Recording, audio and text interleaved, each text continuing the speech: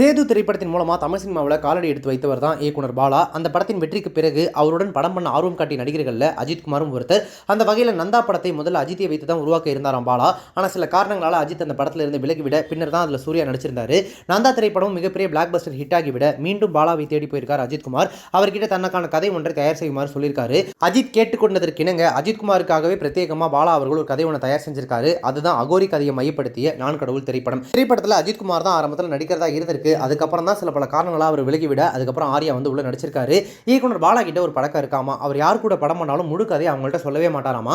தன்னை நம்மனா வந்து படத்தில் நடிங்க, இல்லைனா வேணாம் அப்படின்னு மூஞ்சில் அடிச்ச மாதிரி சொல்லிவிடுவாராமா. ஸோ இந்த மாதிரி ஒரு அகோரி கதையை மையப்படுத்தின ஒரு ஸ்டோரி ஒன்று இருக்கு அப்படின்னு சொல்லி அஜித்குமார் கிட்ட சொல்லி அதற்காக நீளமான தாடி முடி இதெல்லாம் வளர்க்க சொல்லியிருக்காரு. அஜித்குமாரும் அதே மாதிரி பண்ணியிருக்காரு. ஆனால் நீண்ட நாட்கள் இதே மாதிரி நீளமான தாடி முடியோடு இருக்கிறதுனால வேறு படங்களையும் அவரால் நடிக்க முடியாமல் போயிருக்கு. அதே போல படத்தின் ஸ்கிரிப்டை தயார் செய்யறதுலையும் தாமதம் ஏற்பட்டிருக்கு.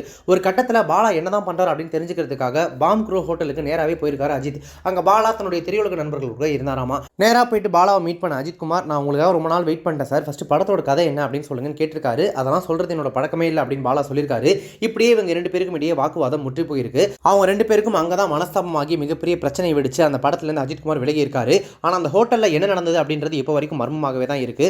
ஒரு சிலரோ அஜித்தை அங்கிருந்த பாலாவின் நண்பர் ஒருவர் முதுகில் அடிச்சதா சொல்றாங்க. ஒரு சில பத்திரிகையாளர்களோ அஜித் பாலா மீது உள்ள கோபத்துல அங்கிருந்த சேரை எட்டி உதச்சிட்டு அங்கிருந்து வெளில போயிட்டு தான் சொல்றாங்க.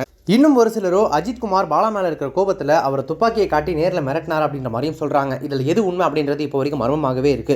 நேர்காணல் ஒன்றில் நடிகை சங்கீதா பாலா கிட்ட நான் கடவுள் படத்தில் அஜித் நடிக்க இருந்தப்போ அவரை நீங்கள் ஹோட்டல் அறைக்கு அழைத்து அடிச்சிங்களாமே அப்படின்னு சொல்லி கேள்வி எழுப்ப அதற்கு பதில் சொன்ன பாலா, நான் அஜித்தை அடித்தேன் அப்படின்னு சொல்றதெல்லாம் பத்திரிகையாளர்களோட கற்பனை, ஆனால் அதே சமயம் எனக்கும் அவருக்கும் இடையில மனஸ்தாபம் வந்தது உண்மைதான் அப்படின்னு சொல்லி பாலா சொல்லியிருக்காரு.